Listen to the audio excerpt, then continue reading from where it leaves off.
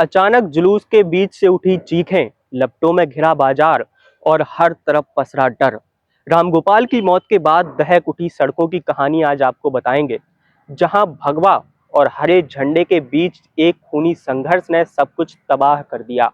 आखिर कैसे एक जुलूस पूरे शहर को दंगों की आग में झोंक गया, आपको बताते हैं। नमस्कार, मैं हूं वरुण और आप बेफिक्र दुनिया देखना शुरू कर चुके हैं। अगर खबरें विस्तार से पढ़ना चाहते हैं तो हमारी वेबसाइट बेफिक्रदुनिया.com पर भी जा सकते हैं। वापस आते हैं खबर की ओर। हमारा सब कुछ बर्बाद हो गया। घर में रखे बच्चों के कपड़े जला दिए। हम चीखते रहे, लेकिन वो आग लगाते रहे। ये शब्द हैं आसमां के, जो अपने बच्चों को बाहों में लेकर अपने जले हुए घर की दीवार से सटी रो रही थी। 14 अक्टूबर को बहराइच के कबीरहनपुरवा गांव में ये तबाही आई, जब 500 से ज्यादा उपद्रवियों ने उनके गांव पर हमला कर दिया। यूपी के बहराइच जिले में 13 और 14 अक्टूबर की रातें लोगों के जहन में खौफ बनकर बैठी हैं। सब कुछ एक धार्मिक विवाद से शुरू हुआ था, लेकिन किसे पता था कि ये विवाद मौत का बवंडर बनकर पूरे इलाके में तबाही मचा देगा। महाराजागंज कस्बा, जहां की आबादी का 80% हिस्सा केवल मुस्लिम है, वहां अचानक सांप्रदायिक आग भड़क गई। आपको बताते हैं आखिर कैसे शुरू हुआ ये बवाल। 13 अक्टूबर को महाराजगंज से देवी दुर्गा की प्रतिमा का जुलूस धूमधाम से निकाला जा रहा था। गाने और डीजे के शोर के बीच जब ये जुलूस एक मस्जिद के पास पहुंचा तो माहौल गर्मा गया। नमाज के वक्त मस्जिद के सामने गानों की ध्वनि पर विवाद हुआ।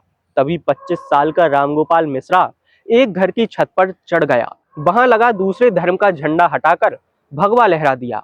बस यहीं से दंगे की चिंगारी भड़क उठी। इस घटना का वीडियो सोशल मीडिया पर आग की तरह फैल गया और देखते ही देखते पत्थरबाजी शुरू हो गई।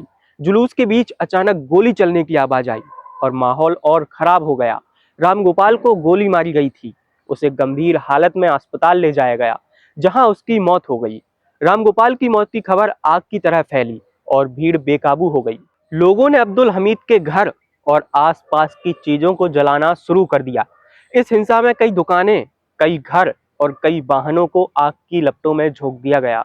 दंगे के मुख्य आरोपी अब्दुल हमीद और उसके बेटे, जो पहले से ही अपराध की घटनाओं से जुड़े हुए थे, वे घटना के बाद फरार हो गए। उनका घर अब वीरान पड़ा है, लेकिन छत पर आज भी खून के धब्बे और टूटी हुई चीजें उस दिन की भयावहता को बयान करती हैं।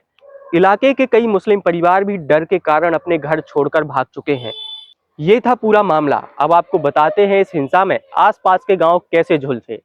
महाराजगंज से सटे कबीरनपुरवा गांव में उपद्रवियों ने मुस्लिम परिवारों के घर पर हमला बोल दिया। आसमा नाम की एक महिला बताती है कि कैसे उनके घर में बच्चों के कपड़े और खाने पीने का सामान जला दिया गया। आसमा की तरह कई परिवारों ने अपने घर, गाड़ियां और सामान खो दिए हैं। ये तो हुई पूरी घटना। अब बात करते हैं कि इस पूरे मामले पर सरकार और पुलिस ने क्या कार्रवाई की है।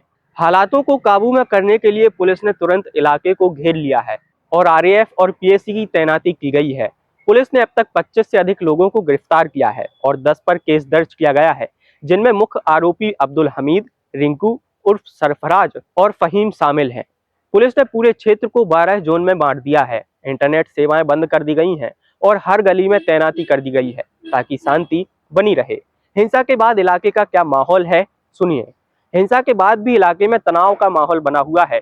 कई मुस्लिम परिवार अपने घरों में लौटने से डर रहे हैं, जबकि कुछ लोग सरकार से मुआवजे की उम्मीद कर रहे हैं। बहराइच के डीएम मोनिका रानी के अनुसार प्रशासन उन परिवारों की मदद करेगा जिनका नुकसान हुआ है, लेकिन ये सवाल उठता है कि क्या मुआवजा उन जख्मों को भर पाएगा जो इस दंगे ने दिए हैं। अब सवाल ये उठता है कि धार्मिक जुलूस और विसर्जन के दौरान शुरू हुई बहस क्यों इतनी बढ़ गई। क्या ये अचानक हुआ या इसके पीछे पहले से कोई योजना थी। रामगोपाल की मौत ने इस तरह की सांप्रदायिक आग में घी डालने का काम किया और क्यों ऐसे हालात बने कि एक शांतिपूर्ण जुलूस हिंसा में तब्दील हो गया। जिन लोगों ने इस हिंसा में अपने परिवार के सदस्यों को खोया है या जिनके घर जले हैं, उनके लिए आगे की जिंदगी काफी मुश्किल होगी। प्रशासन इस वक्त शांति बनाए रखने के लिए हर संभव कदम उठा रहा है, लेकिन इलाके के लोग अब भी भय के साए में जी रहे हैं। शांति और सद्भावना की ओर आगे बढ़ने का वक्त है, लेकिन ये आसान नहीं होगा। दंगों की आग में जले शहर को संभलने में वक्त लगेगा, लेकिन क्या लोग फिर से एक साथ रह पाएंगे। बहराइच के दंगों की यह कहानी बताती है कि कैसे छोटी छोटी बातें एक बड़ी हिंसा का रूप ले सकती हैं। दंगों में सब कुछ तबाह हो जाता है, लोग, रिश्ते और भरोसा। बेफिक्र दुनिया की इस रिपोर्ट में हमने आपको बताया कि कैसे एक जुलूस ने पूरे शहर को खून के आंसुओं में डुबो दिया। बाकी इस पूरे मामले पर आपकी क्या राय है, हमें कमेंट में जरूर बताएं। और ऐसे ही जुड़े मुद्दों को देखने के लिए सब्सक्राइब करें बेफिक्र दुनिया चैनल को। मिलते हैं अगले वीडियो में। Thanks for watching. Don't forget to subscribe. ताज़ा खबरों के लिए देखते रहिए बेफिक्र दुनिया।